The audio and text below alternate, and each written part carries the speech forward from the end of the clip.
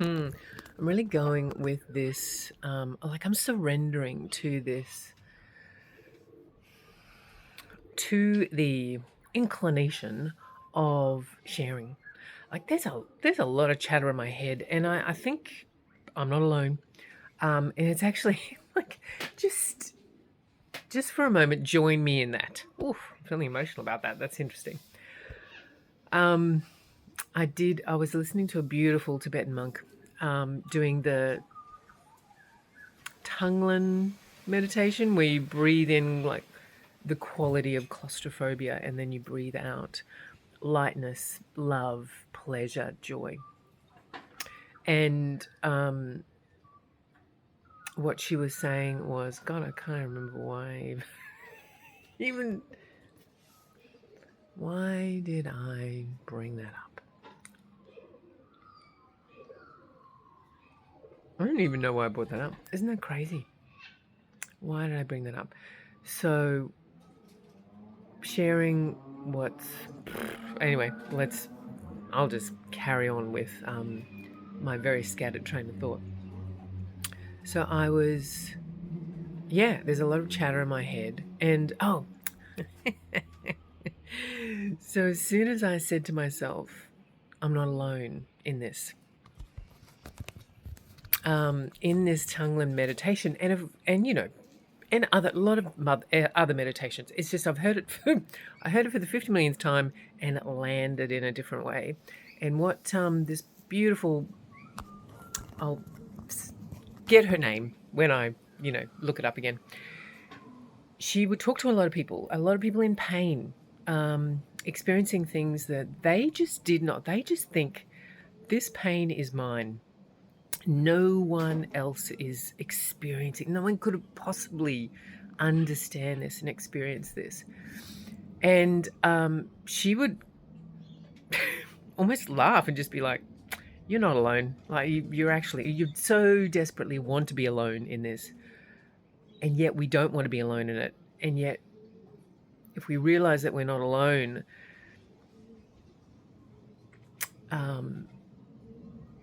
it's the pathway to like freedom and transformation. And that's a bit scary because it's like, well, if I let go of this thing, who am I? Like what? Like, so I'll keep hanging on to it and complaining about it.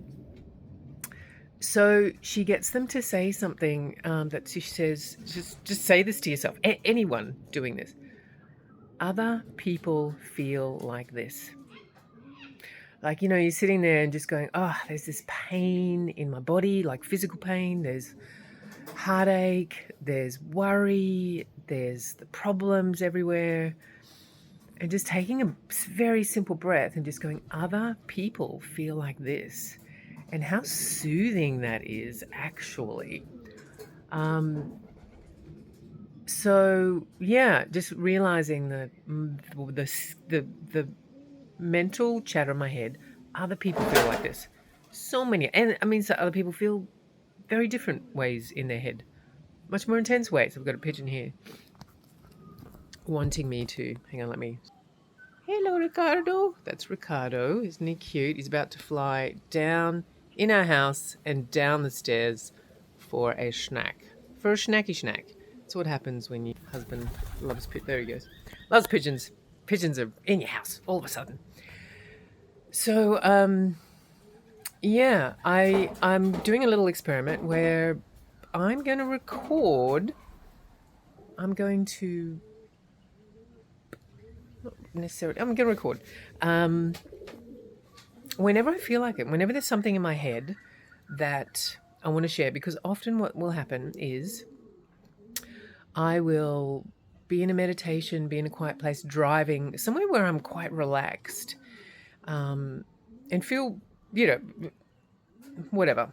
And then I'll have this internal dialogue going on about, like, I'm sharing this with an audience, maybe with you or whatever, just sharing like a ponderation. Do you know what I mean? And just to like, what, I don't know, an aspect or a reflection or an inquiry. And it feels really nice to express it.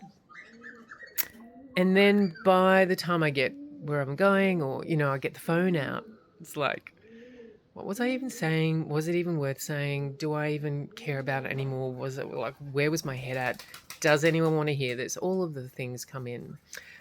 And it reminds me of, gosh, this double split experiment has come in, like, into my life again.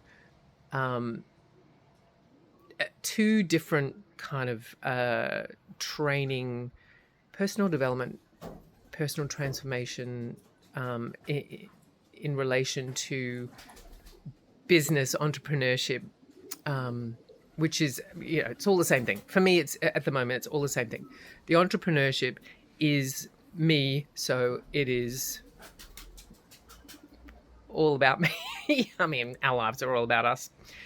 But it's all about me, and really looking at, how I want to show up as the thing that is my business.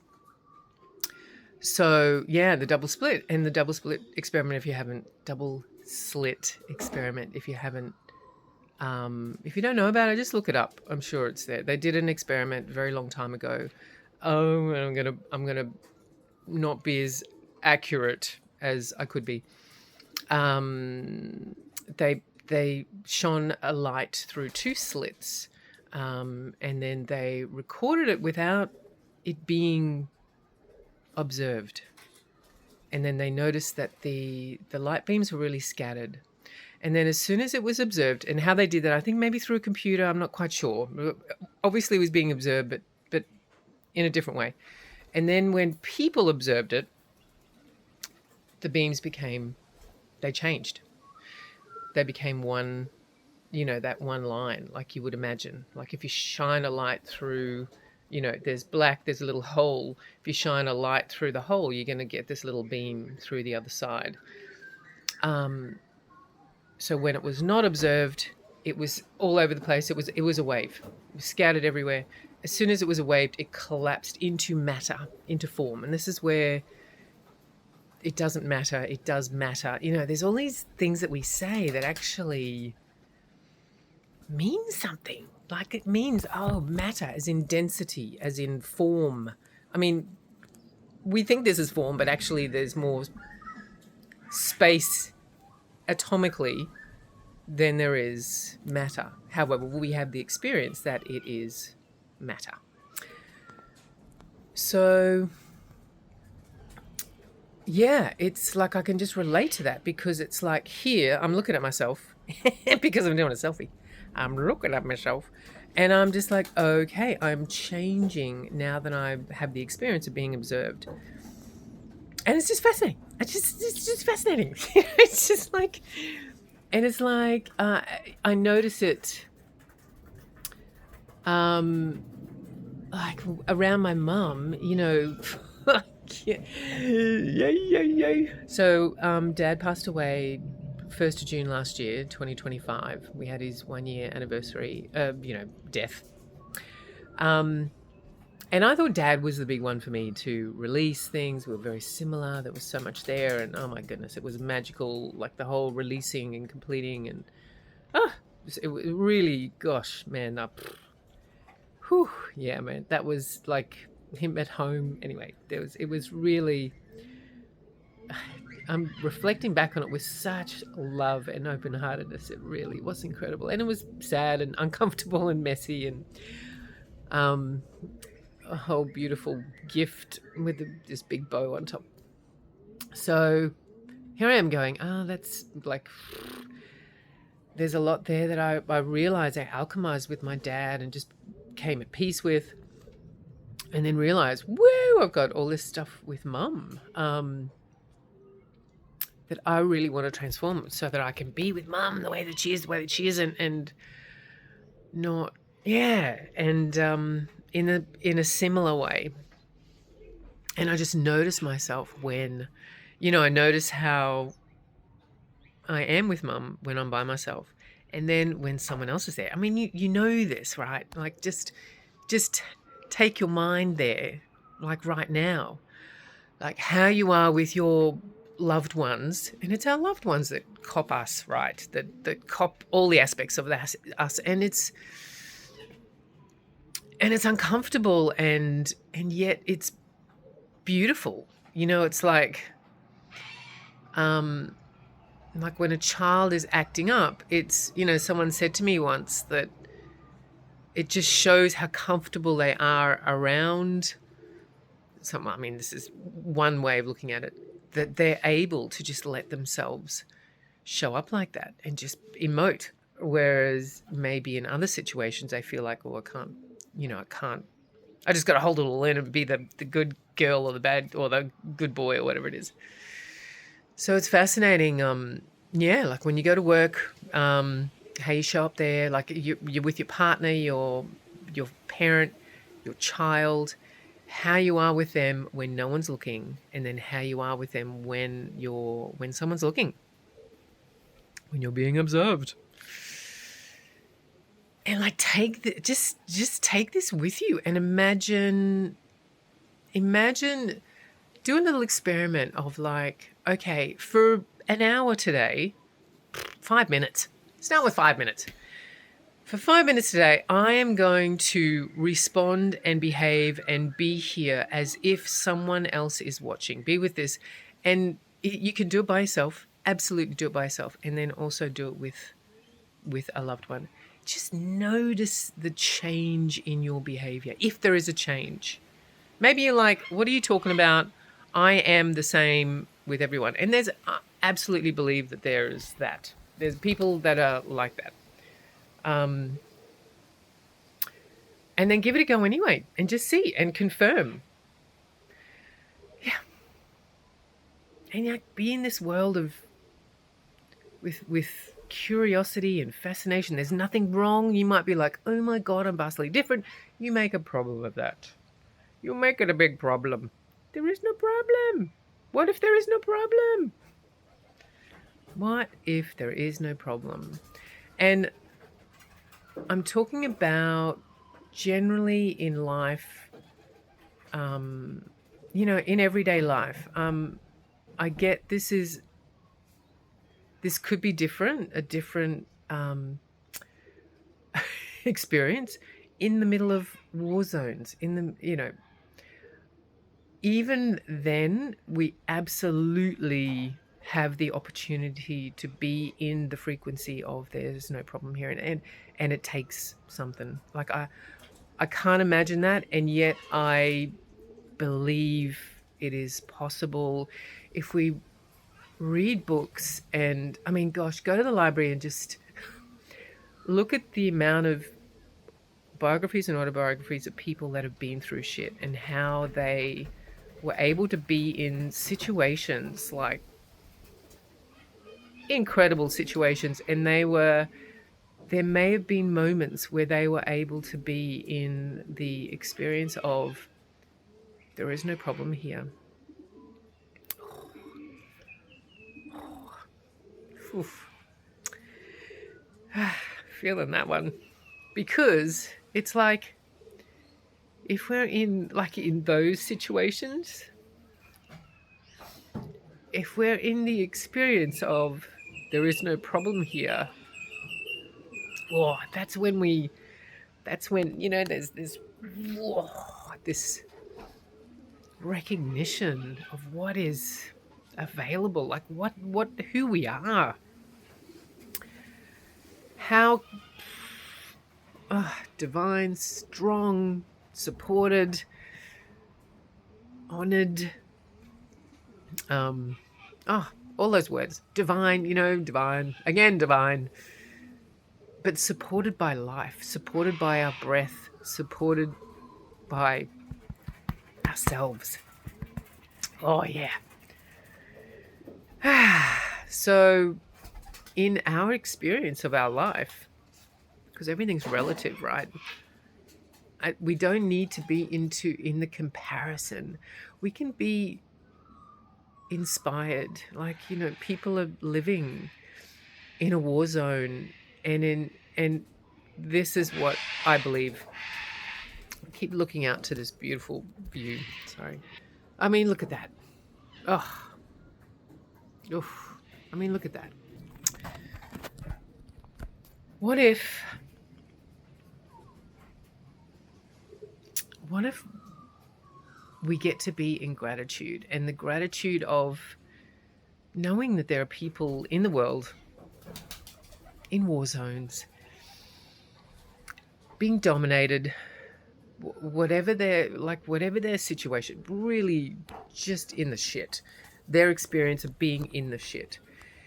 And here we are going, wow, fuck, I can't be happy, I can't be like joyful, I've got to like feel for them, and really just think about that. The last time you were, like, if I'm in that situation, if someone is, and like this is what I believe is happening, projecting their pity, their sorrow, their sadness onto me, it's actually not empowering me. It's actually not contributing to me in a way that I believe will give me the greatest strength. All energies are absolutely valuable. I'm talking about if we really are a stand to want to build up and transform this world. I had a conversation in this Tai Chi class, and it's so interesting how we talk about things like how we get to be like, we want to be peaceful. Like why can't everyone just be peaceful? And this is what's going to save the world, and this is and the people saying that were expecting other people to be peaceful and blaming them for not being peaceful, and it's like, man, it all starts here. Like, how peaceful can we be here? How joyful and loving of life and grateful of life can we be, so that we can emit that? We can be the freaking transmitter of that, so that those people remember who they are. Like, it's an emotional one today. I'm freaking with them now, just going, fuck, remember who you are, And I'm you, you're me. And like, I can't imagine what you're going through, and there is the possibility of happiness, of joy, and if we're blocking that, if we're resisting joy, pleasure, delight, like abundance, like money, health, if we're blocking that, we are dishonoring life. We are dishonoring the earth. We are dishonoring our breath. That's what I believe. So if you want to, and it's easy, because when this is my experience of what I will do in an uncomfortable situation. If I'm thinking of war, if I'm thinking of some awful things happening in the world, and I could really feel this. We spoke about this in this amazing community called Freedom Together, where Chris and Tess were talking about an experience they had where someone, they're at the beach, and someone basically was absolutely joyful, about to bodyboard, absolutely joyful. They witnessed the joy in their face of catching this wave, inexperienced, in very rough sea. Incredible. Split second, catches the wave in a wrong way, totally tumbled, breaks his neck, I think it was, basically. And on the beach for a very long time, trying to be revived. And it was like, they were saying that, and I could feel this in myself, if I was there, I would be putting Cam there, my mum, like people, my loved ones, in the body of that person, so that I made it about me, so that I wasn't in this moment witnessing this the sadness of the wife and I think the daughter, I think it was. So I could make it about me and disconnect from the experience that I'm in, I would like project someone else there. Oh my God, this could be my husband. This could be my friend. Oh my God, it's all about me. I mean, it's all about me anyway, but um, and that's often what we do. Like someone's over, in the war zone. It's like, oh my God, I can't imagine. Like, what if that was me? Or it's like, ooh, and then instead of being with, I don't know, there's like an openness, like being with the trust. It's happening, so it must be meant to happen. Like, it is not as it should be, but it is as it is. And then there's often like a real groundedness in the, like, just feeling it all,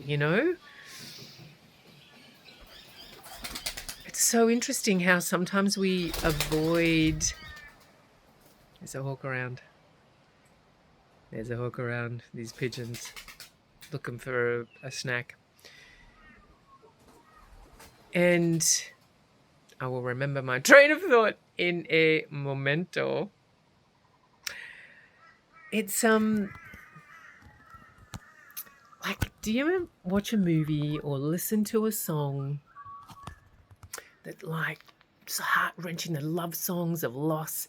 You're like, oh, and it feels so good to be in the sadness, and it brings up that time that you were going through a heartbreak or something awful. But it's like this, it's like a reminiscing and a lamenting and a like you're going to watch a show and it's going to be heart-wrenching and you hope there's a happy ending. However, like we love to feel. We really love to feel like the depths. And sometimes I think it makes us like it's a bit safer to feel it through a song or a movie. And when it happens in real life, like to us, it can be a bit much because maybe the song and the movie, like we're in control. We can turn it off anytime we want. There's like other elements to it. Look, I don't even know.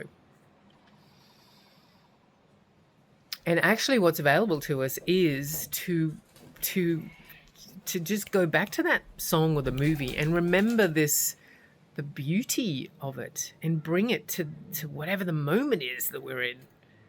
Like, we can do that. We can make shit up. We're making the shit up around us from our internal state. Our internal state is shaping our external world. Not because we are necessarily changing our external world. We're influencing it totally, utterly, absolutely. We can influence how they can change, incrementally or maybe bigly by how we show up. And I'm talking about how we relate to the world. That is how our outer world, that's the greatest impact on how our outer world shows up to us. How we relate to it and how we relate to everything. You break your arm. It's not the breaking of the arm that has the greatest impact, I don't think, most of the time. It is how we relate to the broken arm. Am I going to go into absolute, like, oh my God, this is the worst thing in the world? Or it's like, oh, okay, shit, this is a thing, and, let's go. I mean, you line up 4 people become paraplegics or, and it's like, how do they all respond to that? 4 very different responses. One becomes a Olympian. One, just goes into absolute despair. So really, this is one of the most important things that we get to remember, I think, is our relationship to fear, to sadness, to everything that we experience in life. It's not the experience itself. It's not feeling the fear. It's how we're relating to the fear. Some people are lit up by fear. They're like, this is my aliveness. Yes. Some people are like, holy fuck, let me run the other direction. And I can fall into that second one a lot of the times. And I'm interrupting those patterns. So there you go. Bit of yapping for you today. Maybe a few things to think about. And I just really appreciate this life, this view, the sunshine, this connection through my phone, through the ether, without actually giving any of my energy to social media, to anything other than, I don't know, the beautiful people that are watching, that you're getting something, whether you're responding. It doesn't matter how you're responding. Like I just feel so grateful. And as I'm breathing, just giving you a running commentary here, as I'm breathing in, I'm occupying myself. So I'm fully occupying myself without consenting to anything that's here through social media, through media generally, in terms of like allowing my energy to be what do they call it? It's not siphoning. Oh my goodness! Wow, there you go. Giving up any of my energy to this medium, whichever medium it is that I'm using to share this. Like I don't consent to that. And honestly, it's as simple as that. A lot of the time, I do not consent. I do not consent to the offer of the news creating fear and panic in my body. It's a powerful one. It's so simple, and it's a powerful one. So I do consent to my love coming through this transmission into the bodies, into living men and women, all living men and women, rather than the technology. And I appreciate the technology at the same time. So thank you. Until next time.